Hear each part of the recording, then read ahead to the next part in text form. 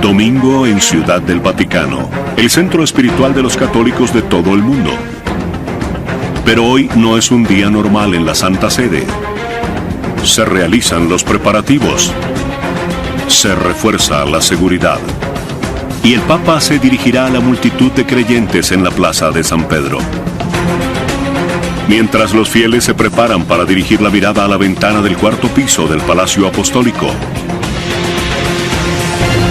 Su Santidad el Papa Benedicto está sentado al lado de otra ventana a 35.000 pies de altura.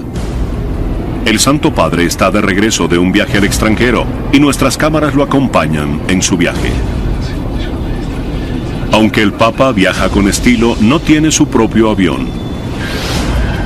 Este es un avión comercial tipo charter italiano al que le han retirado algunos asientos para darle al Papa el espacio que un pontífice merece. ¿Y qué hay de las impenetrables puertas de la cabina de mando? Se abren para el Papa. Muchas gracias, que tenga un buen viaje de regreso a casa. Gracias, hijo. Bendiciones. Adiós. Además, no hay que preocuparse demasiado por la seguridad cuando hay 2 aviones de combate escoltándote a casa.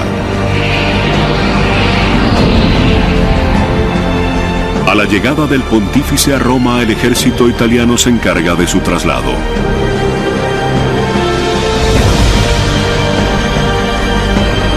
Vuelan por encima del tráfico de Roma hasta su hogar en el Vaticano.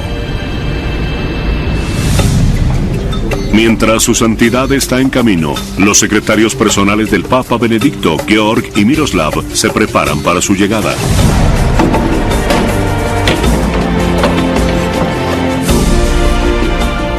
Mientras la multitud espera ansiosa poder vislumbrar al Santo Padre, nosotros los llevaremos al interior de la oficina privada del Papa, ubicada en el cuarto piso por encima de la Plaza de San Pedro, mientras se prepara para ofrecer su devoción semanal de cada domingo.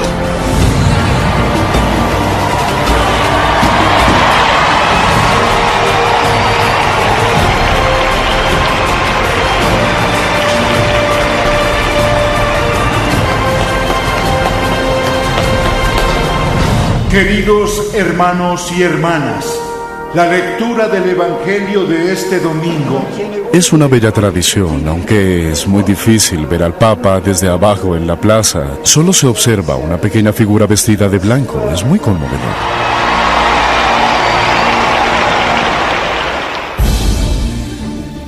Aunque la figura pública del Papa es lo que atrae multitudes al Vaticano, los aspectos privados llaman aún más la atención. Con un área de apenas un poco más de 40 hectáreas, 8 ciudades del Vaticano caben dentro del Parque Central de Nueva York. Aunque es el país más pequeño del mundo, tras sus muros se encuentran los secretos mejor guardados de la historia. Los secretos más codiciados se encuentran en los archivos secretos del Vaticano. Durante siglos, las bóvedas secretas del Vaticano han sido objeto de especulaciones y teorías conspirativas. Algunos creen que albergan valiosos objetos robados en Jerusalén durante las cruzadas. Otros alegan que contienen documentos que demuestran que el Vaticano fue condescendiente con los nazis. Y el novelista Dan Brown se hizo famoso al sugerir que en dichos archivos podría haber pruebas de que Jesús fue padre de un niño.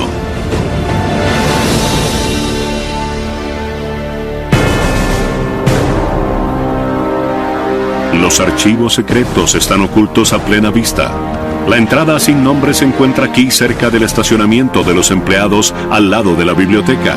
Justamente debajo de estos puestos de estacionamiento se encuentra esta bóveda subterránea de 2 pisos.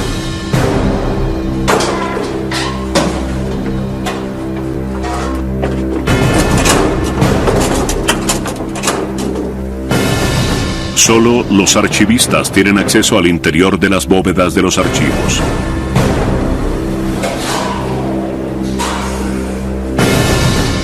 Pero se nos ha permitido ir más allá para mostrarles a ustedes el interior de los archivos secretos del Vaticano. Luca Carboni, curador de los archivos, nos ha otorgado un acceso exclusivo a esta inmensa colección de documentos históricos. En estas bóvedas hay cerca de 80 kilómetros de estantes, siglos de documentos históricos, correspondencia de familias reales, cartas papales y memorandos ultrasecretos que están bien guardados. Estamos en uno de los 5 depósitos de los archivos secretos del Vaticano. Por lo general, este depósito está restringido únicamente para el personal autorizado. Uno de los documentos más interesantes de los archivos es una nota escrita a mano por Miguel Ángel, que data de enero de 1550, mientras construía la cúpula de la Basílica de San Pedro. El Papa estaba enfermo y se habían suspendido los trabajos en la basílica, por lo que Miguel Ángel suplicaba a un obispo el pago de los 3 meses de salario que les debían a sus trabajadores. Se lo ruego, su ilustrísima, escribió, por el amor de San Pedro, su servidor Miguel Ángel. Muchos creen que este es el origen del popular eufemismo en el idioma inglés, por el amor de Pedro. Increíblemente, esta carta apenas se descubrió en la última década. ¿Cómo una carta manuscrita de un artista tan famoso pudo haberse perdido durante tantos años? Napoleón es el culpable. En 1808, Napoleón estaba cerca de lograr su meta de dominar toda Europa. Con su ejército posicionado al norte de Italia, le exigió al Papa Pío VII que le entregara los estados pontificios a Francia. La respuesta del Papa fue la excomunión de Napoleón, por lo que éste ordenó que arrestaran al Papa. Luego, para afianzar su poderío sobre el papado, Napoleón ordenó el traslado de todos los archivos secretos a París. El Papa y los archivos secretos permanecieron encerrados durante casi 5 años. Tras la caída del Imperio Napoleónico en 1815, el Papa Pío quedó en libertad, pero el costo de transportar los archivos de regreso a Roma era muy alto. Por lo tanto, el cardenal que estaba a cargo de recuperar los archivos quemó algunos documentos. Otros miles se vendieron a mercaderes parisinos, quienes los utilizaron para envolver pan y pescado. Así que no es de extrañar que en la actualidad los archivistas continúen descubriendo documentos perdidos. Todavía estamos clasificando y ordenando los archivos. Por eso creo que aún quedan muchos documentos por descubrir. Pero, ¿cuáles son? No lo sé. Nuestras cámaras tienen acceso exclusivo a una serie de cartas privadas que se encuentran en los archivos.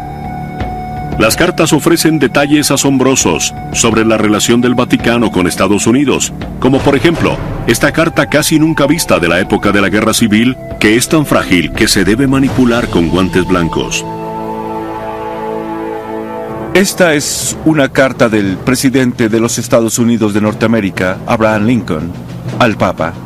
Data del año 1863. Esta es una carta formal, una carta burócrata en la que Lincoln le presenta al Papa a su enviado especial. Probablemente esta carta la escribió el secretario de Abraham Lincoln. Podemos ver la firma original del presidente en la parte posterior con una tinta diferente. Aquí tenemos la firma original del presidente Abraham Lincoln. Cuando Lincoln envió la carta, la guerra civil era atroz. Los soldados de la Confederación habían invadido el norte. La Unión había sufrido más de 250,000 bajas. No obstante, Lincoln no hace referencia al sangriento y mortal conflicto.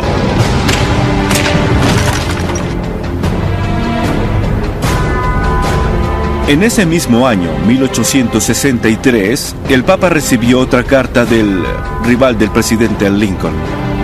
Esta carta dirigida al Papa describe vívidamente el horror de la guerra civil en curso y las desgracias que había traído a personas inocentes.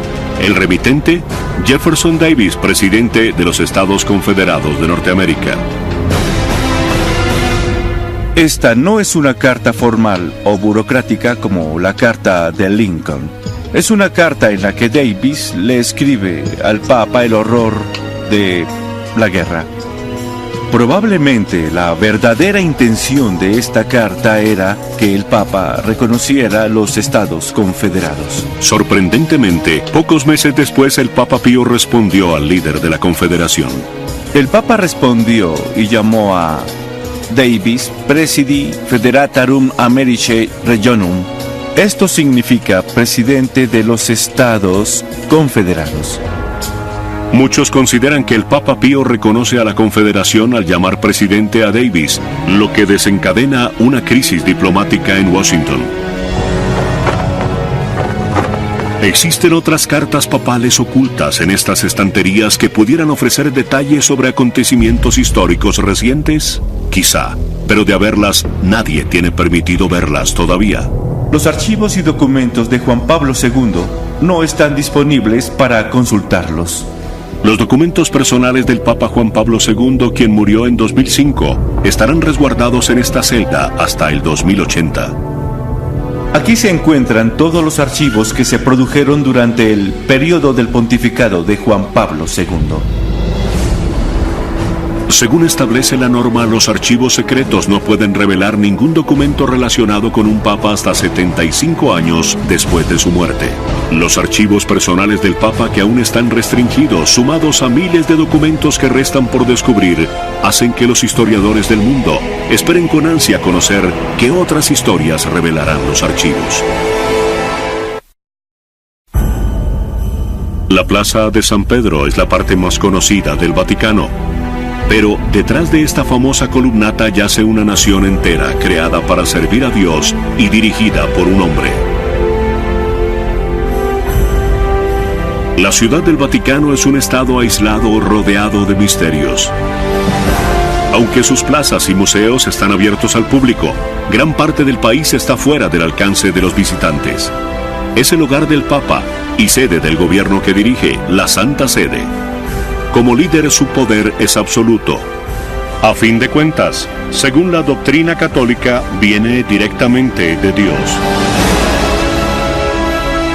La joya más preciada del Vaticano es la Basílica de San Pedro.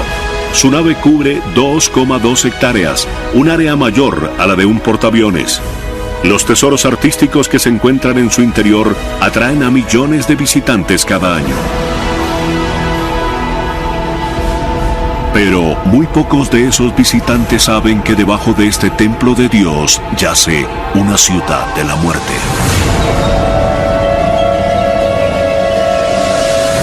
La colina vaticana era una necrópolis. La cultura original anterior a la romana era la cultura etrusca. Tenían una diosa, como los dioses paganos, llamada Vática, que era la diosa de los muertos, la diosa del inframundo, y vivía en la colina vaticana. Es un buen nombre para un cementerio. Actualmente, la Basílica de San Pedro está situada encima de ese antiguo cementerio y de algunos de los personajes más sagrados del catolicismo. Justamente debajo de la cúpula de Miguel Ángel se encuentra la entrada a un laberinto de cavernas donde por lo general no se admiten cámaras. Conduce al que quizás es el tesoro más preciado del Vaticano. El cardenal Angelo Comastri, arcipreste, director de la Basílica, nos guiará a través de sus grutas y nos mostrará el Confesio, un área sagrada cuyo acceso está permitido únicamente a los miembros de mayor rango de la Iglesia. Dentro se encuentra una pista relacionada con el propio Jesucristo. Nos encontramos en el centro de la basílica, debajo del baldaquino de Bernini, debajo de la cúpula de Miguel Ángel. Aquí pueden ver el símbolo que caracteriza a San Pedro, la cruz invertida. La historia de esta majestuosa basílica comienza en el año 64 después de Cristo, cuando el iracundo emperador Nerón ordena incendiar una zona de barrios para abrir espacio y construir un nuevo palacio. El fuego se descontrola y casi destruye toda Roma. Nerón necesitaba un chivo expiatorio. Y los miembros de un culto emergente que se hacen llamar cristianos, dirigidos por el apóstol Pedro, son el blanco perfecto. Pedro era un forajido. El hecho de ser cristiano en ese periodo de tiempo, en los inicios del Imperio Romano, se consideraba una traición, era un delito. Nerón acorraló a los cristianos y ordenó ejecutarlos públicamente, incluso a Pedro, su líder de 64 años, el primer discípulo de Jesucristo. Según la leyenda, Pedro pidió que lo crucificaran al revés. Sentía que no era digno de morir como su Salvador. Se dice que Pedro fue enterrado en una tumba poco profunda en la colina vaticana. Con el paso de los siglos, esa tumba se perdió. En el siglo IV, el cristianismo ya se había popularizado, tanto así que el emperador romano Constantino construye una nueva iglesia en la colina vaticana. Aunque no se sabía la ubicación exacta de la tumba de Pedro, la iglesia se construye donde los rumores indicaban que estaban sus huesos. Constantino se dirige hacia donde le indican las leyendas locales y construye la primera basílica de San Pedro. No es inteligente conmemorar de una manera física el sitio donde se encontraba Pedro. Recordemos que la población era analfabeta. En el siglo XVI el papado se ha tornado rico y poderoso, y comienza la construcción de una nueva iglesia digna de su poderío. Esta nueva basílica de San Pedro es la obra maestra del Renacimiento que aún permanece sobre la basílica original y sobre la supuesta tumba de San Pedro. El cardenal Comastri nos llevará a las profundidades de las grutas donde aún permanecen algunas ruinas de la antigua basílica. Nos dirigimos hacia el lugar más sagrado de la Basílica de San Pedro. El más sagrado lugar es la Capilla Clementina, donde se encuentran el altar original y el corazón de la antigua basílica. Pedro murió aquí. Aquí fue la crucifixión de Pedro. Su sangre impregnó toda la tierra de esta colina. La sepultura de Pedro es la razón por la que se construyó la basílica. Digamos que este es el cofre que guarda el tesoro de la basílica. El tesoro encontrado aquí no es oro ni plata, sino algo mucho más valioso, que aún yace enterrado debajo del altar de la capilla. Fue aquí en 1939 que se hizo un increíble descubrimiento durante el papado de Pío XII. Cuando los obreros excavaban debajo del suelo de la gruta para abrir espacio para la tumba de Pío XI, comenzaron a desenterrar ladrillos antiguos con misteriosas inscripciones y luego hallaron huesos. Durante décadas, arqueólogos del Vaticano excavaron en secreto debajo del suelo de la antigua basílica. Lo que hallaron es increíble. Debajo de la nave de la Basílica de San Pedro había un cementerio de la época de Cristo. A través de un pasadizo, al lado de la Capilla Clementina, el cardenal Comastri nos ofrece una visita exclusiva a este laberinto de catacumbas antiguas que solía estar oculto. Ahora podemos observar de cerca el resultado de la excavación que ordenó Pío XII. 9 metros debajo del altar de la Basílica de San Pedro, los arqueólogos descubrieron un nicho en cuya pared hallaron grabados rudimentarios. Son inscripciones hechas por los cristianos en los años 200 o 300 después de Cristo. Descubrieron una inscripción muy famosa en griego que decía Petros Eni, Pedro está aquí. Pero ¿son estos grabados antiguos realmente prueba fehaciente de que este es el lugar donde descansa Pedro? También hallaron una abertura cubierta por completo de mármol, lo que indica que algo muy precioso se encontraba en ese compartimiento. Dentro del nicho había una caja llena de huesos. Al estudiarlo se demostró que eran los restos de un hombre de entre 60 a 70 años de edad, la edad de Pedro cuando se convirtió en mártir en la colina vaticana. En los huesos había rastros de hilos morados y dorados, característicos de las vestiduras de un cadáver enterrado en una tumba sencilla y fuerte indicio de que estos son los restos de San Pedro. Las posibilidades de que estos sean los huesos del apóstol Pedro son muy altas, pero sí es seguro que esta es la tumba de Pedro.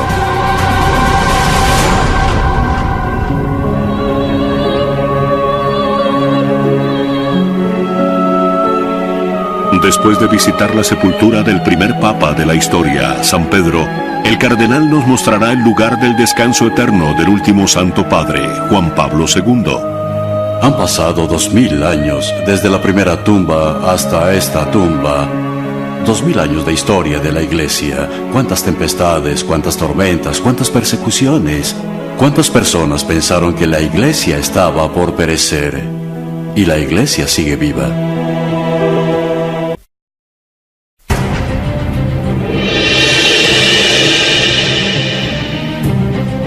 Julio de 2009. Hoy se hará historia en el Vaticano. El Papa Benedicto XVI espera un invitado muy especial. Con solo 6 meses de mandato, el presidente de los Estados Unidos, Barack Obama, tiene muchos asuntos pendientes, una economía en crisis y un polémico debate sobre el sistema de salud. Sin embargo, ha venido aquí para reunirse con el Papa.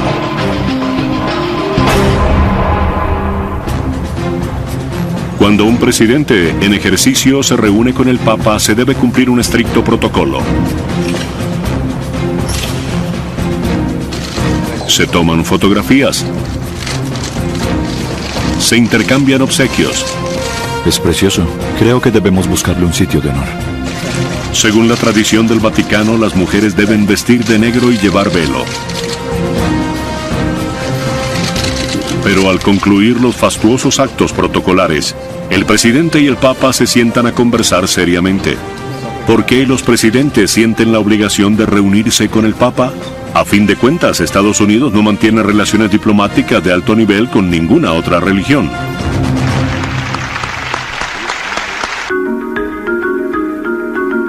Esta relación es muy importante porque reúne al líder del mundo libre con uno de los principales líderes religiosos de la civilización occidental. Tuvimos la oportunidad exclusiva de entrevistar al embajador estadounidense Miguel Díaz, responsable de mantener el diálogo entre el presidente Obama y el Papa. No nos relacionamos con la Santa Sede bajo la perspectiva de una relación con la institución religiosa. Nuestro interés es la política exterior.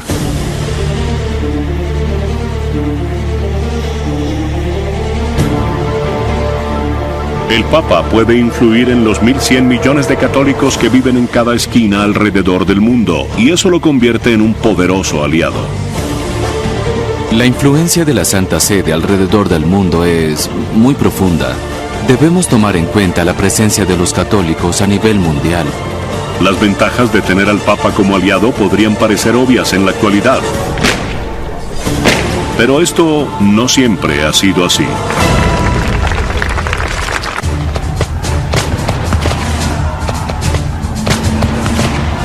Estados Unidos fue creado por hombres que lucharon y derramaron su sangre por la libertad de culto.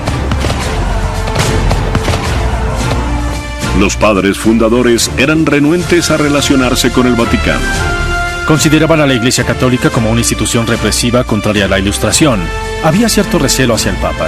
Para ellos hacía parte de una conspiración a nivel mundial para suprimir las libertades por las que estos nuevos estadounidenses habían luchado tanto. La desconfianza de Estados Unidos hacia el Vaticano continuó durante gran parte del siglo XIX. En 1850 el Papa Pío IX donó una piedra de mármol para la construcción del monumento a Washington. La noche en que llegó, una turba enfurecida anticatólica tomó la piedra papal, la destruyó y luego la arrojó al río Potomac. Con el paso de los años, la Casa Blanca se mantuvo alejada del Vaticano, recelosa del poder del Papa.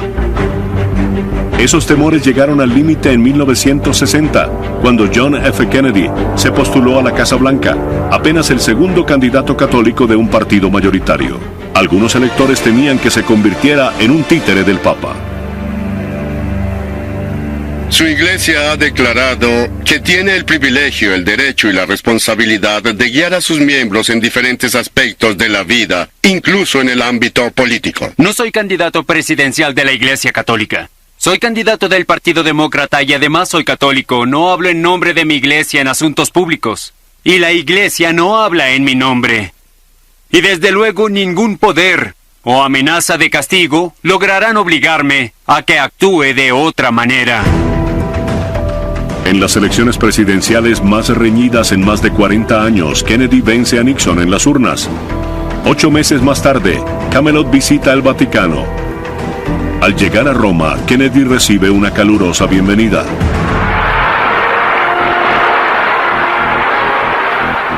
Pero en Estados Unidos algunos están preocupados.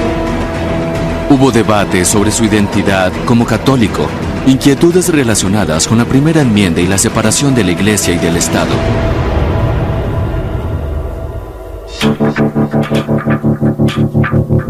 Kennedy sabe que el país tiene la mirada puesta en él. Cuando conoce al Papa, no besa el anillo papal según la tradición.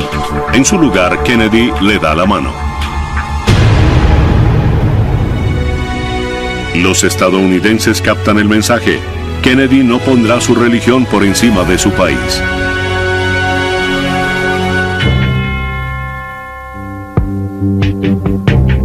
Pero Kennedy contribuye a aliviar la tensión existente entre Estados Unidos y el Vaticano. Algunos piensan que si no hubieran asesinado a John F. Kennedy, quizás su segundo mandato habría conducido a la formalización de las relaciones diplomáticas.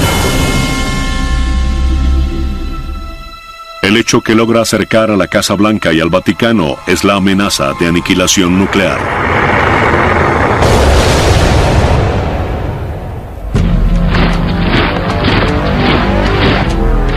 Cuando la Guerra Fría entre Estados Unidos y la Unión Soviética lleva a las superpotencias al borde de la Tercera Guerra Mundial, el Vaticano demuestra que puede ser un aliado estratégico de Estados Unidos.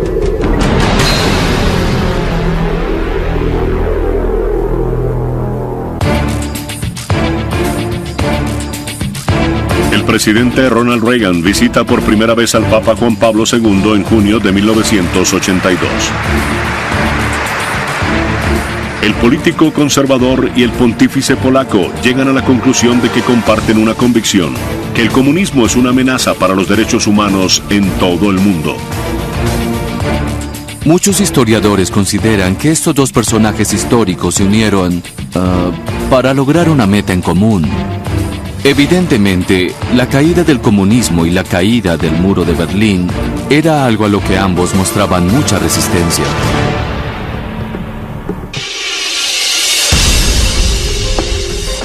Mientras Reagan intimida a los soviéticos con un arsenal de misiles, el Papa Juan Pablo se reúne en secreto con el director de la CIA.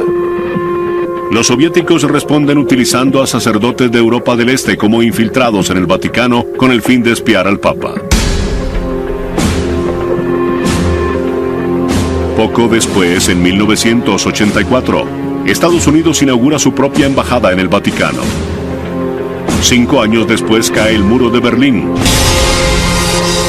y se inicia un nuevo capítulo en la relación del Vaticano con Estados Unidos. Desde hace más de 27 años hemos mantenido relaciones diplomáticas formales. Con el paso de los años, el Vaticano ha demostrado que es una valiosa fuente de información de inteligencia.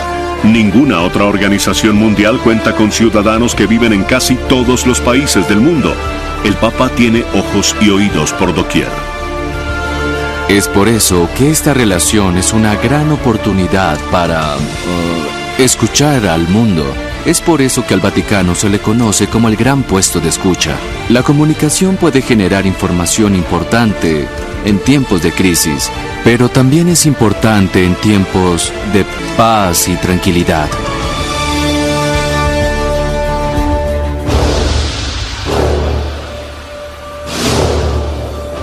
Para los espías de inteligencia estadounidenses, este puesto de escucha se ha convertido en un recurso de suma importancia. Una vez más, Estados Unidos y el Vaticano se enfrentan a un enemigo común.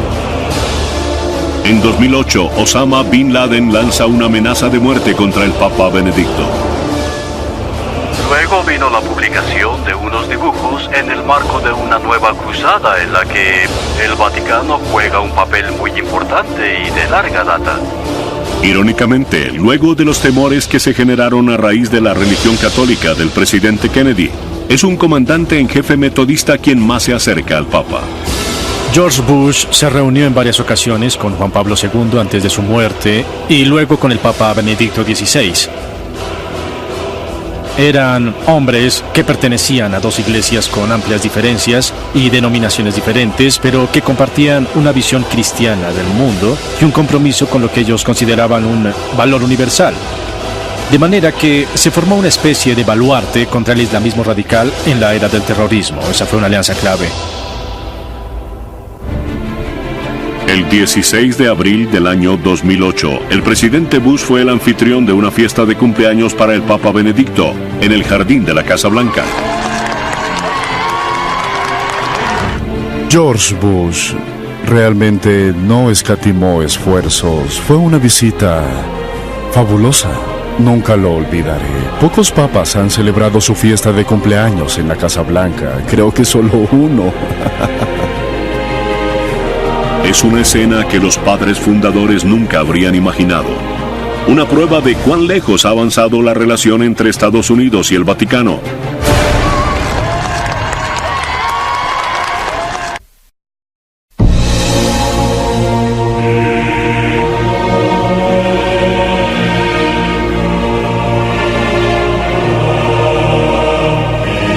Amanece en el Vaticano y la Santa Sede se prepara para recibir a otros 30,000 visitantes diarios.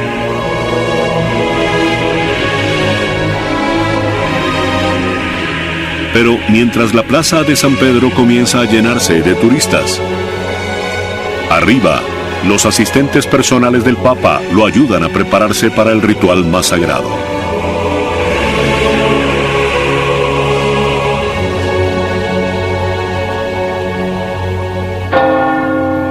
Esta es la capilla privada del Sumo Pontífice. Todos los días a las 7 de la mañana, el Santo Padre celebra una misa privada. Benedicto XVI es el 256º Papa de una sucesión de papas de casi 2000 años de antigüedad. La palabra papa no entró en uso sino varios siglos después de Cristo. Proviene del griego papa, que significa padre, y el Papa es el Santo Padre. Es una denominación de honor. Él es el vicario de Cristo, el representante de Cristo en la tierra.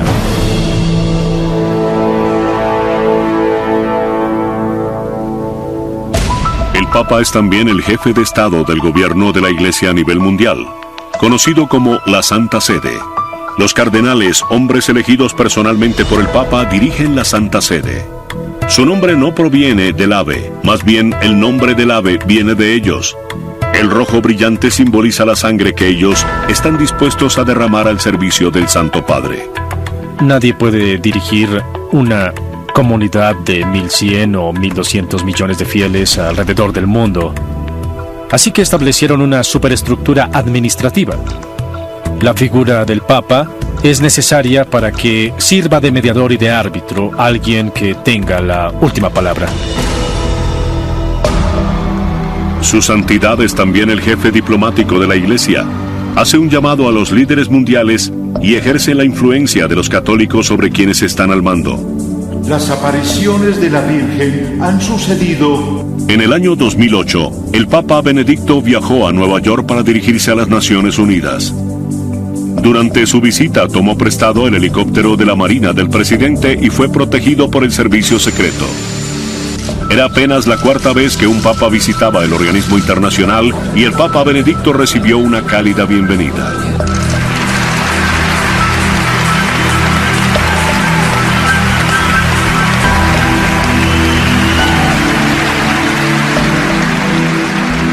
El pontífice también difunde el Evangelio a los 1.100 millones de católicos en todo el mundo.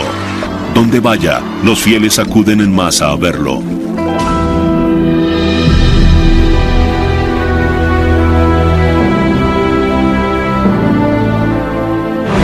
En ocasiones más sombrías, como la visita a la zona cero con los socorristas, su sola presencia sagrada trae consuelo.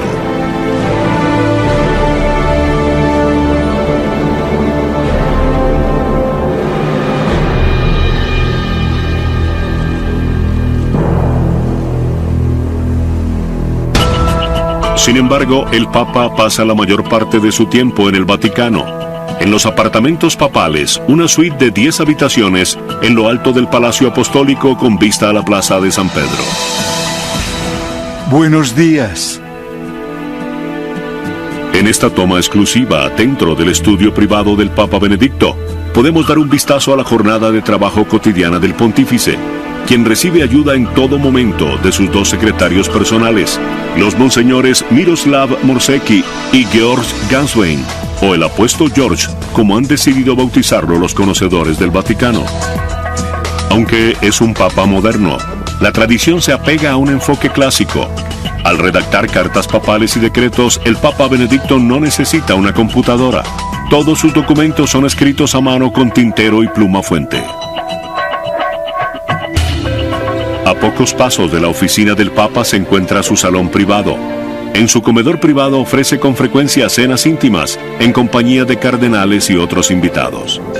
Es un ambiente tranquilo, desde luego que hay que vestir la sotana y besar el anillo del Papa. Luego nos invita a todos a hacer una pausa y bendice los alimentos. Señor, bendice estos alimentos que vamos a tomar y que sean de beneficio para nosotros. Luego nos sentamos y compartimos la comida, algo sencillo, pero muy agradable. Las dos cocineras personales del Papa preparan sus comidas, pero una de las cosas favoritas del Papa Benedicto no necesita mucha preparación: refresco de naranja. En ocasiones, después de un largo día, su santidad se dirige a su sala de estar donde le gusta relajarse y mirar las noticias. El Papa Benedicto también tiene un piano en su sala, y aunque no tiene mucho tiempo para tocarlo, a veces se escucha música de Schubert desde los apartamentos papales.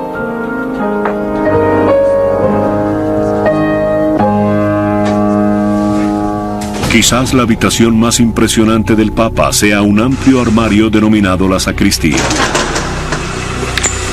En su interior se encuentran algunos de los tesoros más valiosos del catolicismo que han heredado los papas durante siglos. El hermano Edward Delling es un monje agustiniano que nos otorga un acceso especial a esta invaluable colección. Esto no es un museo, es un tesoro, donde se conservan los objetos más preciados del Papa. El Papa actual todavía utiliza algunos de estos artículos. Según la tradición de varios siglos de antigüedad, él y otros dos monjes están a cargo de cuidar las vestiduras, mitras y otros accesorios del Papa. Increíblemente, la única responsabilidad terrenal de estos monjes es cuidar estos preciosos objetos. Por aquí tenemos las diferentes mitras. Esta la utilizó el Papa Juan Pablo II. Estos son los anillos que utilizaron varios papas. Luego tenemos las cruces pectorales que, por lo general, el Papa se pone encima. Aquí se guarda el bastón del Papa, denominado báculo. El Papa Benedicto lo utiliza en las procesiones más importantes. No es para caminar, es el símbolo de su autoridad y de su poder espiritual. Detrás de algunas de estas puertas no hay armarios. Son pasadizos secretos que conducen a habitaciones donde se encuentran algunos de los objetos más valiosos de la colección. Son objetos que los papas han coleccionado durante siglos. La mayoría de los tesoros del Vaticano provienen de la época del Renacimiento, el auge del poderío de la Iglesia y de su corrupción. El papado se convierte en un juguete para las familias pudientes de toda Italia. Esas familias comienzan a ganar poder y cuando lo consiguen tienen tanto dinero que ambicionan obtener más poder a un nivel superior. El papado se convierte en la joya más codiciada. ¿Qué más querría una madre o un padre para su hijo que verlo convertido en papa? Una de esas familias era la de los Borgia. En 1492 el cardenal Rodrigo Borgia se convierte en el Papa Alejandro VI. Su familia sobornó a los cardenales con grandes cantidades de plata para que lo eligieran. Una vez convertido en papa, envenena a sus rivales cardenales y luego acepta sobornos para sustituir sus puestos. Es cierto que hubo papas que no fueron muy santos en realidad. La corrupción comenzó con personas que ambicionaban obtener poderes secular. Lamentablemente, esa no fue una buena época en la historia de la Iglesia. Estos papas vivían como reyes, eran corruptos, viciosos, hacían fiestas extravagantes y construyeron suntuosos palacios para ellos. Comparado con ellos, Paris Hilton luciría como una indigente. Estos horribles papas, estos papas terribles y nefastos, fueron los que crearon los objetos que las multitudes de peregrinos acuden a ver hoy en el Vaticano. Es una verdadera ironía.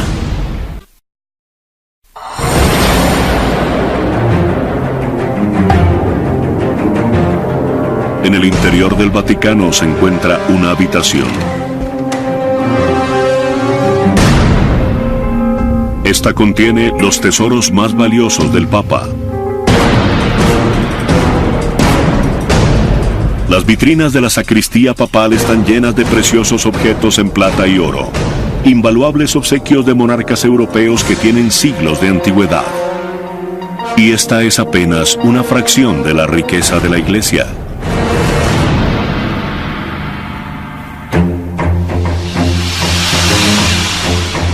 Tomen en cuenta los tesoros sagrados que están dentro de la Basílica de San Pedro, o las miles de irreemplazables obras de arte en el interior de los museos del Vaticano. Los objetos que se exhiben en el Vaticano son apenas la mitad de lo que había. Reyes y generales, así como bárbaros, saquearon objetos en el transcurso de los siglos. Imaginen si estuviera todo. Solo la Capilla Sixtina tiene un valor estimado de $800 millones. Estos tesoros visibles nos hacen preguntarnos a cuánto asciende la riqueza del Vaticano. La respuesta es complicada.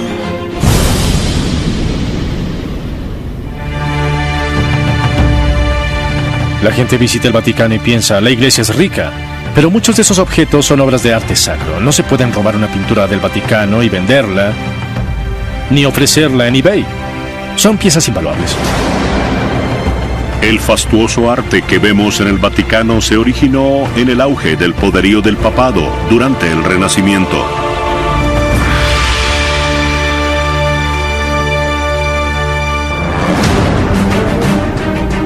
En el siglo XVI, el Papa es como un rey. Gobierna sobre un amplio territorio denominado los Estados Pontificios. Es el mayor terrateniente de Italia. De esta manera, el papado deja de lado su autoridad espiritual para convertirse en una autoridad terrenal. Los papas recaudan impuestos, utilizan ejércitos para confiscar las riquezas de sus enemigos y acumulan fortunas imponiendo su autoridad como reyes. Las riquezas que acumulan les permiten crear los monumentos más apreciados del Vaticano. La Basílica de San Pedro, el techo de la Capilla Sixtina, las estancias de Rafael e incluso el Palacio Apostólico, todos creados durante el siglo XVI por estos papas pudientes. Desde luego, todo eso fue arrasado en el siglo XIX.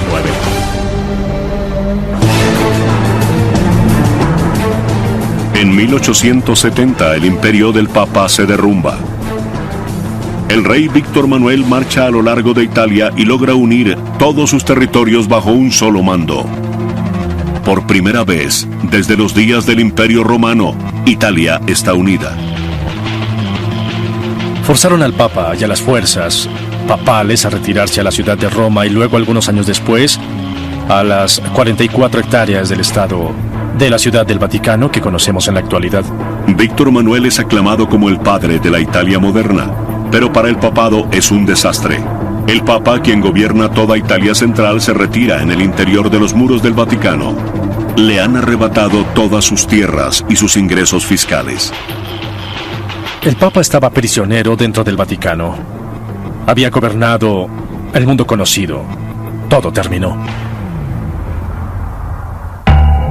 Aunque parezca increíble, a principios del siglo XX el Vaticano estaba en bancarrota. Finalmente, en 1929, Italia acuerda permitirle al Vaticano constituirse como un país independiente y le paga al Papa $92 millones, $1.100 millones actuales, como compensación por la pérdida de los estados pontificios. Con ese capital inicial y las donaciones de católicos en todo el mundo, el Vaticano comienza a recuperar sus finanzas. Entonces, ¿cuánto dinero tiene el Vaticano actualmente? La mayoría de las respuestas se pueden encontrar en este importante edificio de 4 pisos. Detrás de la Basílica de San Pedro se encuentra el Palacio de la Gobernación, el Capitolio de la Ciudad del Vaticano.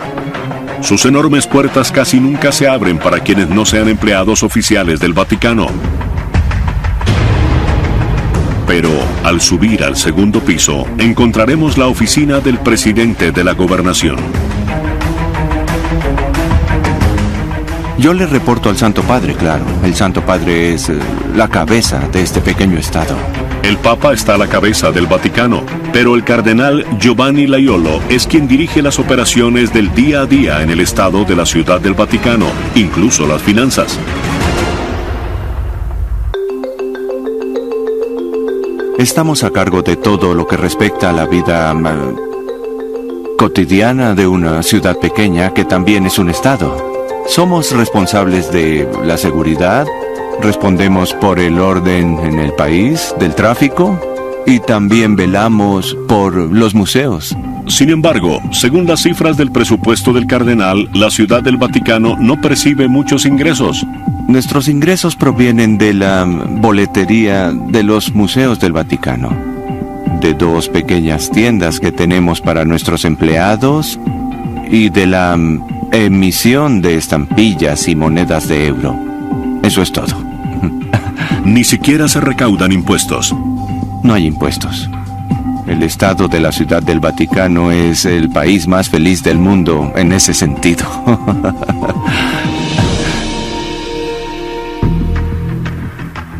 Quizás el cardenal deba pensar en algún impuesto. Según el presupuesto del año 2009, los gastos de la Iglesia Católica alrededor del mundo fueron de $320 millones y solo obtuvo $315 millones en ingresos. En los últimos 2 años hemos tenido déficit. El hecho de que su presupuesto esté en rojo no implica que el Vaticano no tenga dinero.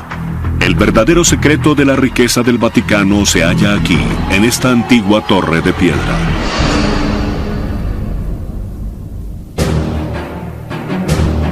Es la sede de una de las instituciones financieras más reservadas del mundo, el Instituto para las Obras de Religión, mejor conocido como el Banco del Vaticano.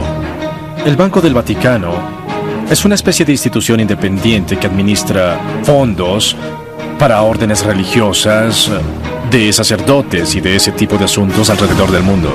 Los ahorradores del banco son empleados e institutos del Vaticano, así como otras organizaciones católicas.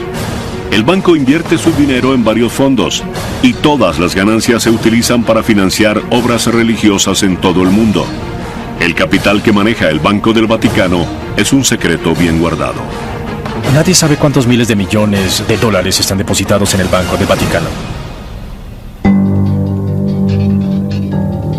En 1994, un funcionario del banco reveló que había alrededor de $4.000 millones en depósitos y quizá otros 1.000 millones en capital circulante. Pero son meras conjeturas.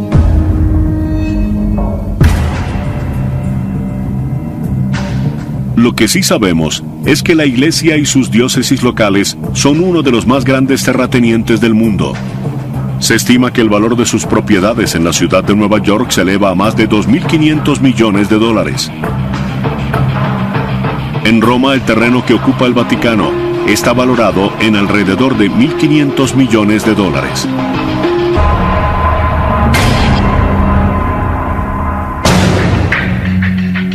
Pero el Vaticano no va a vender todas las iglesias católicas en el mundo y no puede obtener grandes ganancias de las obras de arte sacro que se encuentran en sus basílicas y museos. Hay personas que dicen que deberían vender todas las obras y utilizar el dinero para ayudar a los pobres. Es una noble idea, pero las magníficas obras de arte del Vaticano son también una herencia cultural y un legado de Italia. El Papa se considera un protector de ese legado. Pero a pesar de las ganancias del Banco del Vaticano, nadie gana salarios elevados o bonos anuales. No es una operación que produzca dinero. Todos los ingresos se emplean para financiar la misión del Papa dirigida a las organizaciones benéficas. A fin de cuentas, el Vaticano cuantifica su riqueza no por la cantidad de dinero, sino de almas.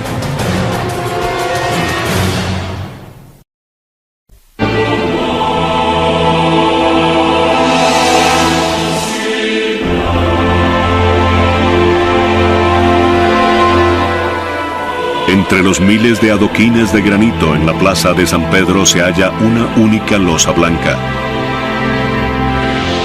Marca el lugar de una de las mayores fallas de seguridad en la historia del Vaticano.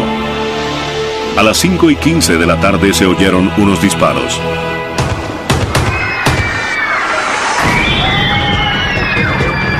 Le han disparado al Papa Juan Pablo II 4 veces a corta distancia.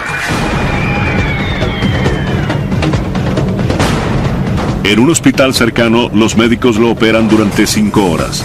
El pistolero es un hombre turco de 23 años llamado Mehmet Ali Akka, un francotirador entrenado que recientemente había escapado de una prisión turca mientras cumplía una sentencia por homicidio.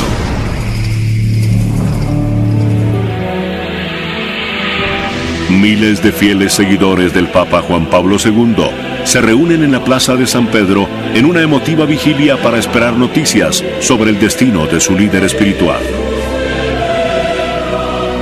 Era como el fin del mundo, no saber si viviría o no. Fue un momento muy, pero muy difícil.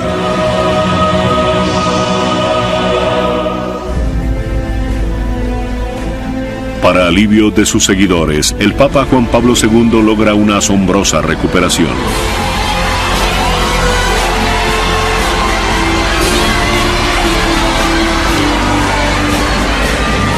Pero para quienes protegen al Papa, nada volverá a ser igual.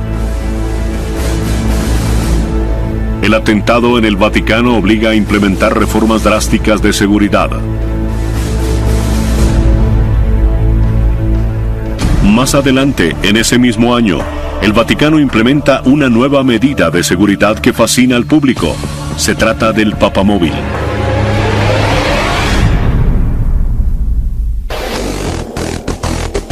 El papamóvil que el Papa Benedicto utiliza actualmente es una camioneta Mercedes-Benz clase M personalizada. Protege al Papa con un vidrio de doble capa a prueba de balas, y aunque las ventanas se pueden bajar, al Papa se le recomienda categóricamente mantenerlas arriba. Está equipado con un blindaje de 5 centímetros de espesor y una carrocería a prueba de explosiones. El vidrio a prueba de balas está diseñado para detener proyectiles de alto calibre.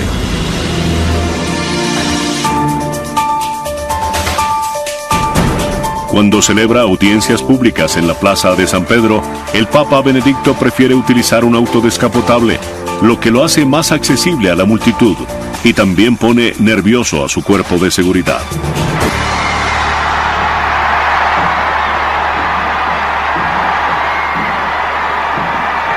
Esta notable vista desde la parte posterior de la cabeza del Papa muestra lo vulnerable que es.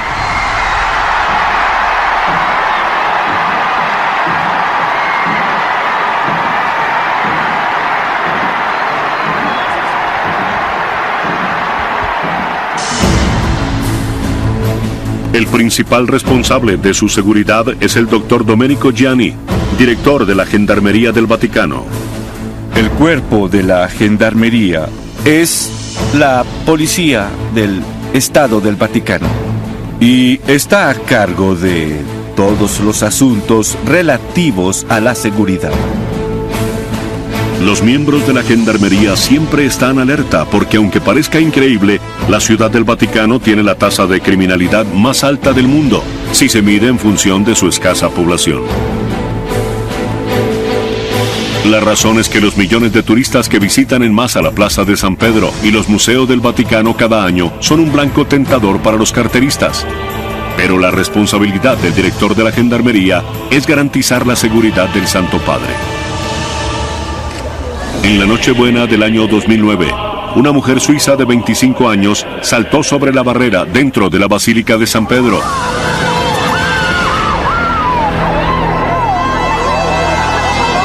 La atacante logró alar al Papa Benedicto hacia el piso de mármol de la Basílica, pero gracias a su equipo de seguridad el Papa salió ileso. Al estar expuesto a ataques como estos y amenazas contra su vida donde quiera que vaya, un cuerpo de seguridad vestido de civil parecido al Servicio Secreto de Estados Unidos acompaña al Santo Padre. Pero los gendarmes no son los únicos que protegen a su santidad. Una orden militar de élite ha defendido a los papas durante siglos.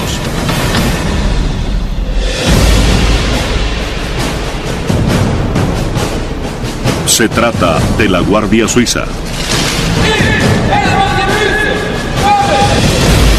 La Guardia Suiza está al servicio exclusivo del Papa como sus protectores personales. sus 135 miembros son efectivamente suizos. Y todos han recibido entrenamiento militar en el ejército suizo.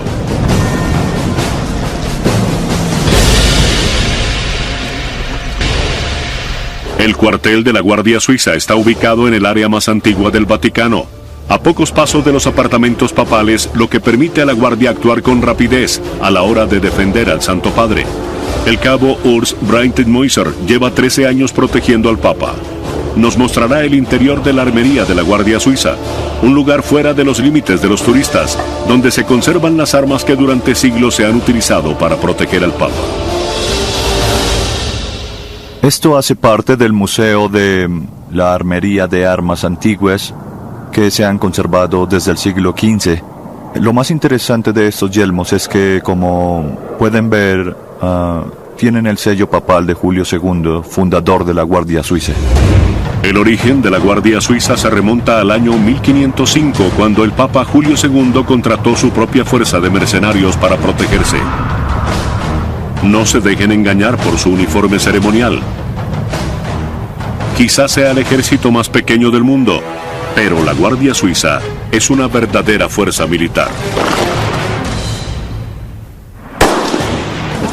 Los guardias suizos son tiradores muy hábiles. Han entrenado con rifles de asalto SG-550 y ametralladoras MP-7 con proyectiles capaces de perforar blindaje. ¡Fuego!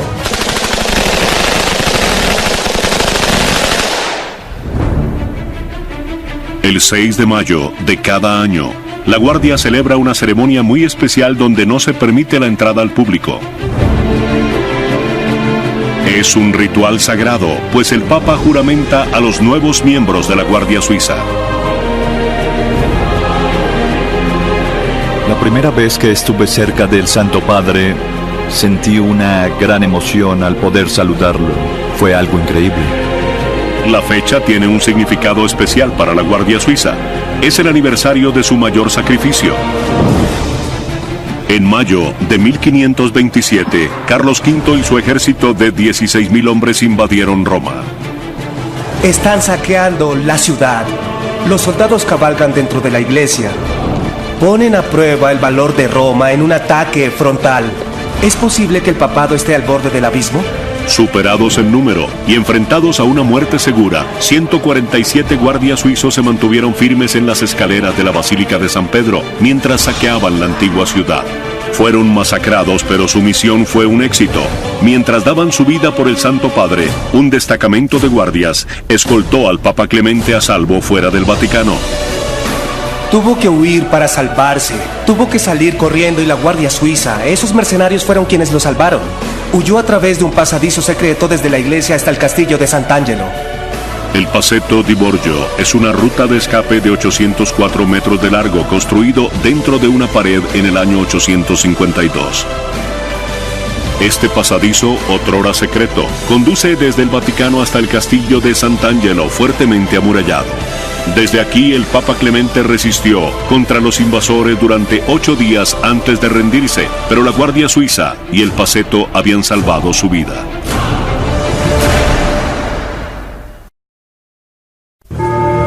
...24 de marzo de 2005...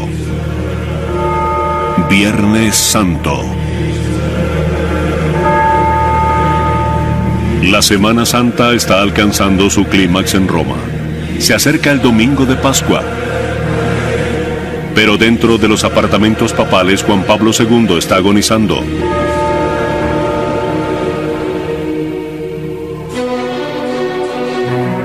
En la última estación de la tradicional procesión del Vía Crucis del Viernes Santo, en el Coliseo Romano, su imagen transmitida en vivo desde su capilla privada da la bienvenida a los fieles.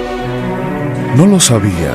En lugar de ver a los fieles en su capilla privada, debió ver a los fieles que estaban en el Coliseo.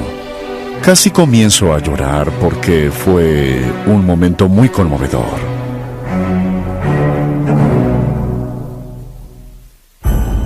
Marzo 27 de 2005. Domingo de Pascua. 2 días más tarde, el Papa se asoma a su ventana decidido a bendecir a la multitud. Permanece en la ventana durante 12 agonizantes minutos, rechazando la ayuda e intentando hablar.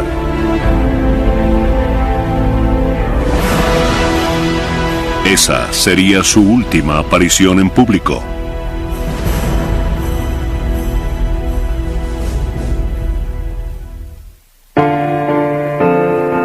Durante los próximos días, decenas de miles de fieles comienzan a concentrarse en la plaza de San Pedro y permanecen en vigilia.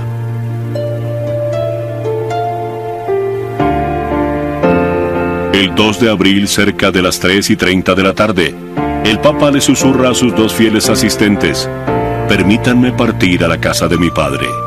Luego cae en coma. A las 9:37 de la noche, el Papa Juan Pablo II es declarado muerto. A las 9:37, nuestro Santo Padre, Juan Pablo II, ha regresado a la morada celestial del Padre Eterno.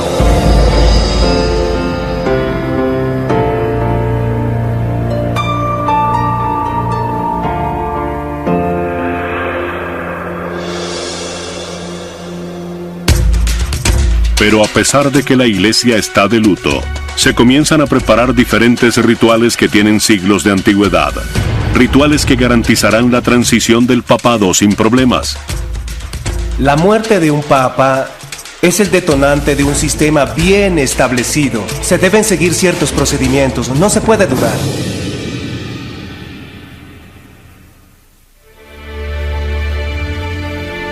En la capilla del Papa, los más allegados y los cardenales ofrecen sus últimas oraciones junto a su cuerpo. Luego se coloca el cuerpo en capilla ardiente en la Sala Clementina, donde dignatarios y jefes de Estado lo visitan para presentarle sus últimos respetos.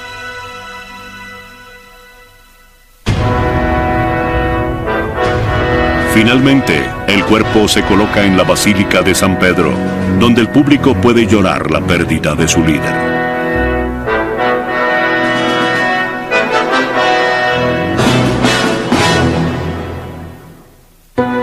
Según la tradición, el cuerpo del Papa se coloca dentro de un ataúd de ciprés. Las manos y el rostro se cubren con seda blanca. Al finalizar las últimas oraciones, descienden el cuerpo a las catacumbas debajo de la Basílica de San Pedro, su lugar del descanso eterno.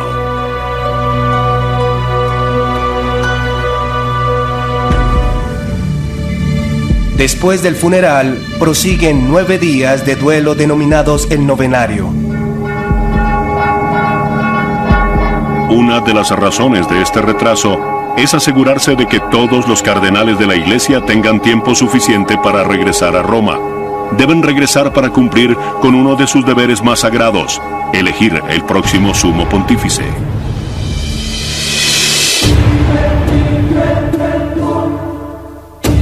Se denomina cónclave, una tradición de 1000 años de antigüedad llena de rituales que hoy sigue vigente.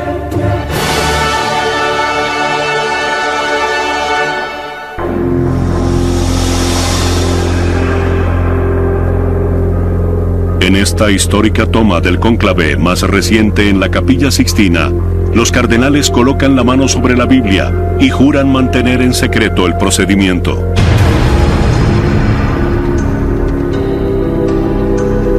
Al finalizar las últimas oraciones, el maestro papal de ceremonias pronuncia las más famosas palabras en latín: Extra omnis. Eso significa literalmente fuera todos los ajenos. El término cónclave proviene del latín cum clavis, bajo llave.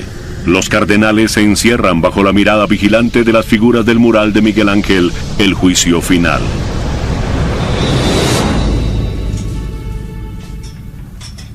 Dentro de la capilla, la votación comienza de inmediato. No hay política.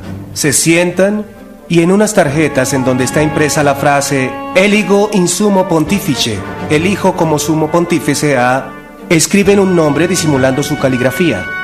Doblan la tarjeta y caminan por la nave de la Capilla Sixtina sosteniéndola en alto para que todos puedan ver que van a emitir un voto. Los votos se cuentan y se registran. Si un cardenal obtiene 2 tercios o 2 tercios más 1, es definitivo. Ese cardenal es el nuevo papa. De lo contrario, votan de nuevo. Puede haber hasta 4 votaciones en un día, 2 en la mañana y otras 2 en la tarde. Afuera en la plaza, la multitud espera con ansias la decisión. Cuando se cuentan los votos, se queman a modo de ceremonia, lo que emite un humo que se ha convertido en uno de los símbolos más icónicos del Vaticano. Sale humo negro si no se ha elegido el papa y humo blanco si ya hay papa.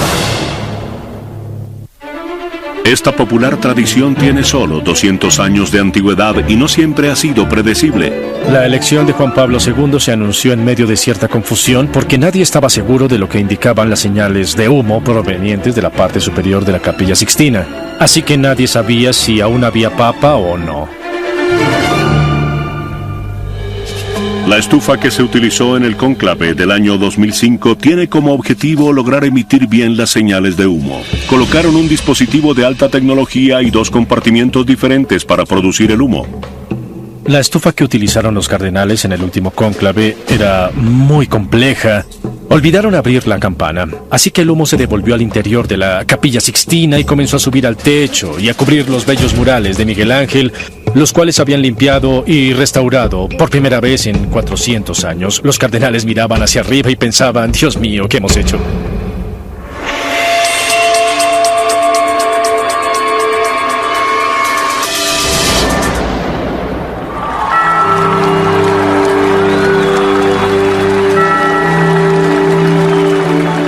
Mientras la multitud espera impaciente por conocerlo, el nuevo papa se retira a una pequeña habitación cerca de la capilla, donde lo visten con sus nuevas vestiduras blancas.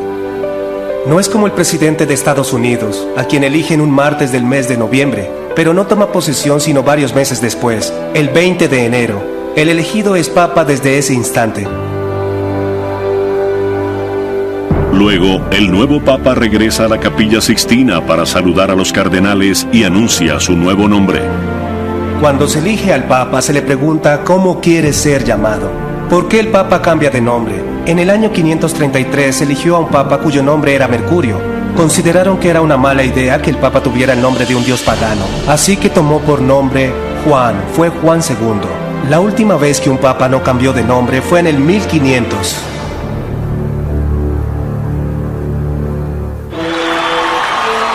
Al fin, la multitud se ve recompensada por su paciencia. El cardenal de 78 años, Joseph Ratzinger, se ha convertido en el Papa Benedicto XVI, un líder mundial, dirigente de una iglesia a nivel mundial con más de 1.000 millones de fieles.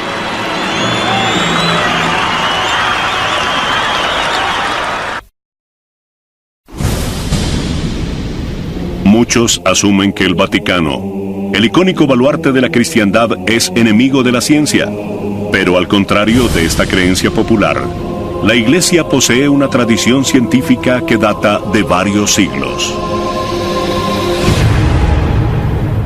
Sobre los largos corredores de los museos del Vaticano, se eleva esta torre cuadrada, lejos de los límites de los turistas, pero en su interior se encuentra una de las habitaciones más interesantes del Vaticano.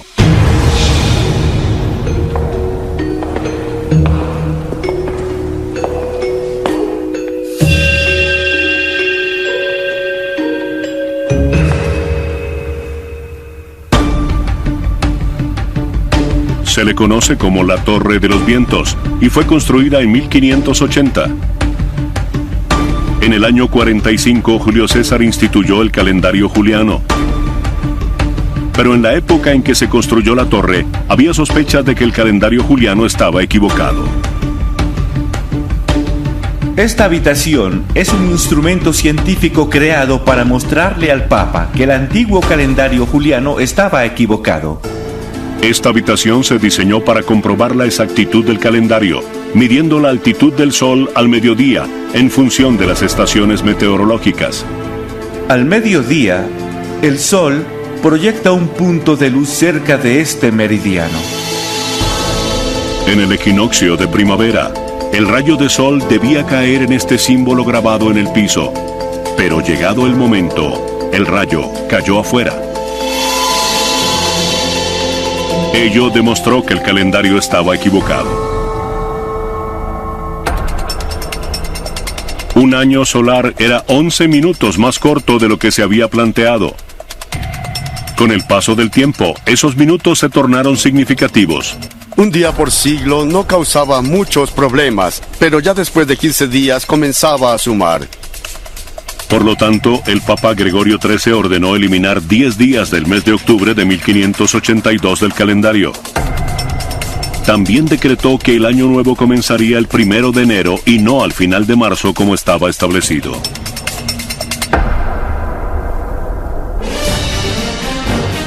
Las colonias protestantes estadounidenses tardaron en adoptar el nuevo sistema del Papa y utilizaron el antiguo calendario durante los siguientes 200 años, por lo que continuaron celebrando el Año Nuevo al final de marzo.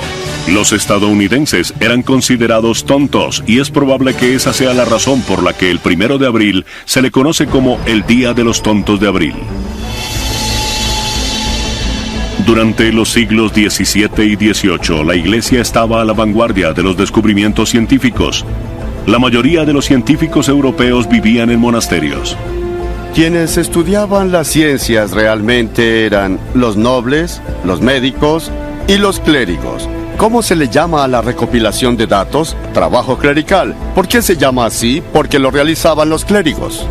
Pero fue justamente en este periodo de exploración científica que la Iglesia ganó la reputación de ser enemiga de la ciencia. Las personas utilizan el ejemplo de Galileo para alegar que la Iglesia está contra la ciencia. Galileo Galilei, conocido actualmente como el padre de la ciencia moderna, era un físico, astrónomo y matemático italiano del siglo XVII. Inspirado en las teorías de Copérnico, descubrió pruebas de que la Tierra en realidad giraba alrededor del Sol. La idea de que la Tierra giraba en torno al Sol y no al contrario, como se había pensado hasta ahora, infundió mucho miedo. El Vaticano no estaba preparado para aceptar ese hecho. Detrás de la decisión del juicio y la sentencia de Galileo había mucho temor y también era una cuestión de autoridad. No les gustó que Galileo les demostrara que estaban equivocados y que no hubiera cómo negarlo. Así que dijeron, sí podemos negarlo porque no es un hecho hasta que nosotros digamos que lo es. Compareció ante la Inquisición, bajo sospecha de herejía. Lo obligaron a retractarse públicamente de sus descubrimientos. Galileo fue sentenciado a arresto domiciliario, por lo que se vio obligado a mantener sus hallazgos a puerta cerrada durante el resto de su vida. El Vaticano ha progresado mucho desde la época de Galileo, y ya no asume que las palabras de la Biblia sean hechos científicos. Una característica de un libro científico es que dentro de 10 años estará desactualizado. La Biblia no ha perdido vigencia, por lo tanto la Biblia no es un libro científico y no ayuda en nada a intentar convertirla en un libro científico.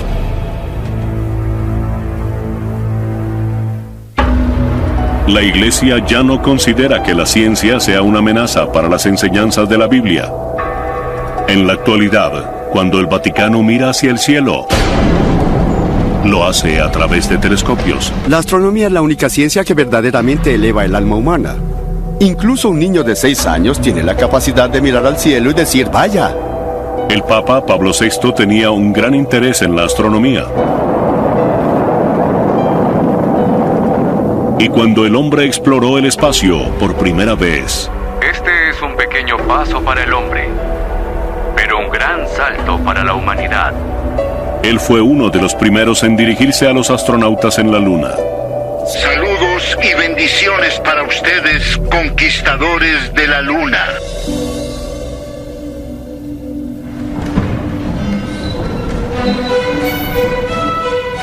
El observatorio del Vaticano se encuentra al lado de la residencia de verano del Papa en la localidad de Castel Gandolfo. Mírenlo bien porque no está en ninguna excursión. Desde aquí el Vaticano continúa su tradición de apoyar a los sacerdotes científicos. Trabajamos principalmente en proyectos científicos que la NASA u otras grandes organizaciones nunca financiarían, bien sea porque son especulativos, porque llevan mucho tiempo o porque no se puede tener un proyecto listo a tiempo para obtener un puesto vitalicio. No debemos preocuparnos por eso.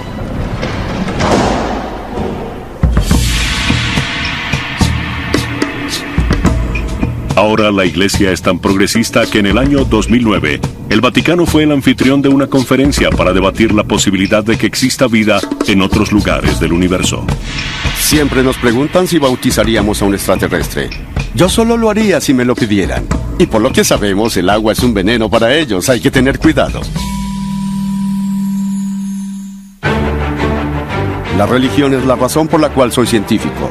La importancia de plantearnos preguntas como si existen los extraterrestres o si las computadoras serán inteligentes, no se trata de encontrar la respuesta. No lo sabemos. Pero eso nos obliga a reflexionar sobre ello más profundamente, porque la religión y la ciencia tienen sin duda un punto en común y es el ser humano, que estudia la ciencia y tiene una religión. En la actualidad el Papa es una celebridad mundial. Donde quiera que vaya, multitudes de personas le dan la bienvenida. Bien sea por un profundo sentimiento de fe o por mera curiosidad. Pero al Papa no le interesa la fama, solo tiene un objetivo en mente.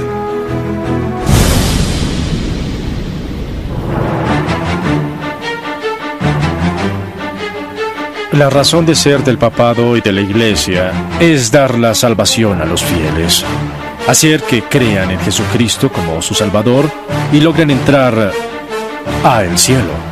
Para difundir las enseñanzas del catolicismo, la Iglesia utiliza todas las herramientas que tenga a su alcance. En una cultura que valora la fama, el Papa se ha convertido en una celebridad. El Papa ha aprovechado la cultura y los medios de comunicación de la era moderna para predicar el Evangelio todo el tiempo. En la Edad Media, el Papa era un general porque la manera más eficiente de difundir el Evangelio era a través de los ejércitos. Hubo conversiones a la fuerza. Las cruzadas. Se han cometido terribles pecados en el nombre del Evangelio, precisamente por parte de los líderes católicos, quienes se supone deben encarnar esos valores del Evangelio. Con el paso de los siglos, el mensaje de la Iglesia ha sido siempre el mismo, pero el Vaticano ha hallado una manera menos sangrienta de difundir el Evangelio. 12 de febrero de 1931 era una fría mañana de febrero en Roma mientras la limusina papal se detenía fuera de un edificio en la colina vaticana. Pío XI descendió del vehículo. El Papa Pío XI consideró importante el uso de un nuevo medio, la radio, para lograr comunicarse con las personas más allá de la frontera de la Ciudad del Vaticano y de las fronteras de Italia. Él fue el único que llamó al ganador del Premio Nobel de Física, Guglielmo Marconi, para que le instalara una estación de radio. Olvidamos lo importante que fue Marconi en 1929. Él fue el Bill Gates de la tecnología, él fue el Graham Bell de la tecnología. Recibió una llamada del Papa Pío XI y este le dijo: he oído hablar del nuevo invento. No entiendo cómo funcionan las ondas de radio, pero sí sé cómo me pueden ayudar. Pueden hacer llegar mi mensaje a los confines de la Tierra. Marconi trabajó durante 2 años para instalar Radio Vaticano y este es el micrófono que Pío XI utilizó en la transmisión de su primer mensaje de radio. Por primera vez en la historia, los católicos alrededor del mundo podían realmente escuchar la voz del Papa.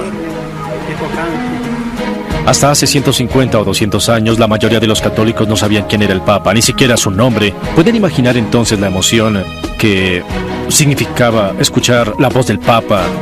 Eso era revolucionario.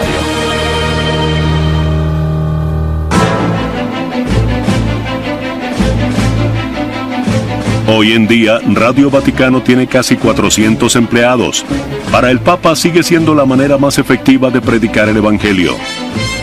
Sean Patrick Lovett está a cargo de transmitir el mensaje del Papa a los lugares más lejanos del globo y hoy ha invitado a nuestras cámaras tras bastidores.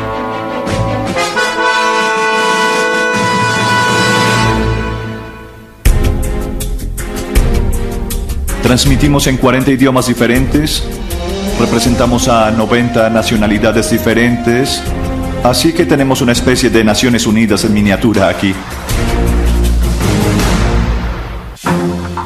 En muchos de los países donde el Vaticano desea transmitir su mensaje, la radio es el único vínculo con el mundo exterior. Es por eso que el Vaticano invierte $25 millones al año en esta estación, cerca de la 12ª parte de todo su presupuesto. La radio es el único medio de comunicación que continúa y continúa adaptándose a las necesidades de la era moderna. Es muy importante. La radio es el medio que el Vaticano aún utiliza para llegar más allá de las fronteras, pero fue la televisión lo que convirtió al Papa en una celebridad. La televisión realmente ha transformado el papado. Ahora los papas son celebridades mediáticas, viajan por el mundo hacia los fieles. El Papa en cierta manera se ha convertido en el párroco de todos. El maestro indiscutible de los medios de comunicación fue Juan Pablo II. Las cámaras convirtieron a este carismático comunicador en uno de los papas más populares de la historia. Debido a que Juan Pablo II había sido actor, tenía el don de comunicarse con las personas utilizando habilidades teatrales sin ser dramático. La manera como se agachaba para besar el suelo, la manera como se inclinaba para besar a los enfermos. Él era un maestro de las acciones simbólicas, y esas actitudes eran perfectas para la televisión.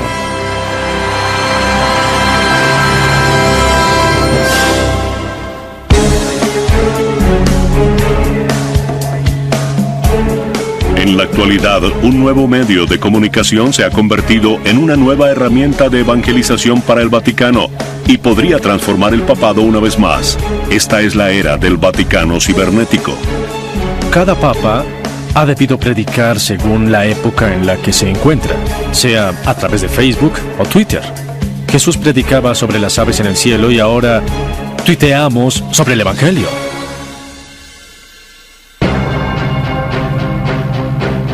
Durante casi 2000 años, el mensaje del Papa a las masas ha sido un diálogo en un solo sentido, pero ahora, gracias al Internet, las masas pueden responder.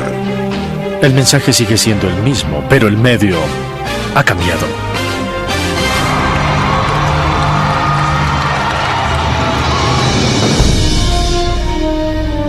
Inquebrantable en su propósito y sin embargo adaptable según la época, el Vaticano es un lugar único en la Tierra. Es una entidad espiritual y sin duda ha habido cambios en estos 2000 años, pero la Iglesia es una constante moral y doctrinal en una sociedad de culto que cambia constantemente. La Iglesia continúa viva, no por la fuerza del hombre, o por la inteligencia del hombre, o tal vez por la riqueza de la Iglesia. La Iglesia vive gracias a una garantía divina. Lo que hace especial al Vaticano es su dedicación fundamental a algo que va más allá de sí mismo. Y mientras sea eso lo que nos guíe, mientras el Espíritu Santo esté ahí, continuará siendo el mismo lugar. La Iglesia pretende estar en el mundo, pero no pertenecer a él. Y todos en nuestras vidas siempre debemos enfrentar lo que es importante a corto plazo y a largo plazo.